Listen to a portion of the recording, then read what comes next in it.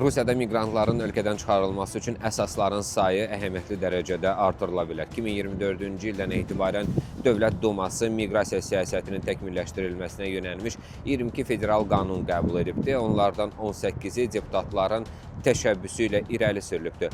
Bu addımların əsas məqsədi qanunsuz miqrasiyanın qarşısını almaq və ölkəyə qeyri-qanuni girişlərin məhdudlaşdırılmasıdır. Gözlənilir ki, yaxın günlərdə Dövlət Dumasının şurası ictimai təhlükəsizliyin artırılması və xarici vətəndaşların davranışına nəzarətin gücləndirilməsi ilə bağlı yeni qanun layihəsinin müzakirəsinə başlayacaqdır. Hazırda Rusiya Federasiyasının İnzibati Xətalar Məcəlləsində miqrantların ölkədən çıxarılması 22 maddə üzrə məsuliyyət tədbiri kimi nəzərdə tutulur. Bu maddələr narkotik vasitələrin qanunsuz dövriyyəsi, qadağan olunmuş təbliğat formaları, həmçinin miqrasiya qaydalarının və dövlət sərhədi rejiminin pozulması daxildir. Rusiya Daxili İşlər Nazirliyinin son məlumatına görə 25-ci ildə qanun pozuntularına görə ölkədən 72 minə yaxın xarici vətəndaş çıxarılıb. Yeni qanun layihəsinə əsasən miqrantların çıxarılması ilə nəticələnə biləcək inzibati xətaların siyahısının demək olar ki, 2 dəfə artırılması,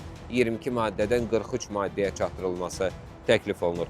Təklif edilən dəyişikliklərə ictimai asayişin pozulması, hüquq mühafizə orqanlarının qanuni tələblərinə tabe olmamaq, həyata əhəmiyyətli infrastrukturun fəaliyyətinə maneələrin yaradılması, internetdə insan ləyaqətini təhqir edən məlumatların yayılması, eləcə də Rusiya Silahlı Qüvvələrinin nüfuzdan salınmasına yönəlmiş ictimai çağırışlar kimi hallar da daxil edilə bilər. Bundan əlavə, bəzi hüquq pozuntularına görə təkcə ölkədən çıxarılma deyil, həm də cərimələrin artırılması da nəzərdə tutulur.